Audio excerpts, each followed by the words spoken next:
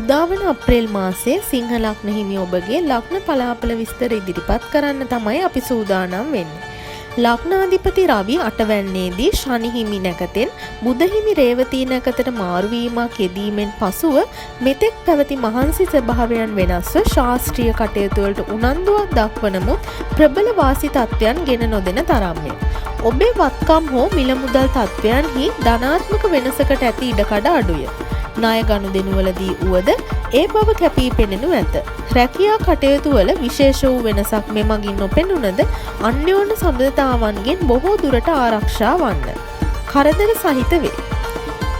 වෙළඳ අංශවල කටයුතු කරන අයට සාමාන්‍යයි. කලා නිර්මාණ අංශයන්ට බාධා සහිතයි.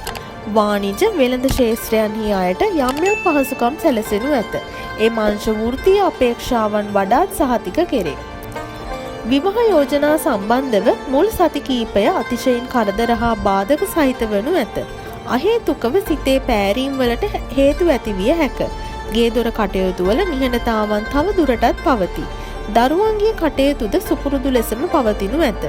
ශරීර උෂ්ණාධික තත්ත්වයන් පාලනය කර ගැනීමට කටයුතු කරන්න. උෂ්ණාධික ආහාර පාලනය විශේෂයි. ජය අංකය වන්නේ 3. රන්වන් වර්ණය සුබ වර්ණය වන අතර බ්‍රහස්පතින්දා සුබ දිනය වේ. මෙවැනි වීඩියෝ ඉදිරියටත් නැරඹීමට අපගේ දිය සෙවන YouTube නාලිකාව සබ්ස්ක්‍රයිබ් කර බෙල් අයිකන් එක ක්ලික් කරන්න.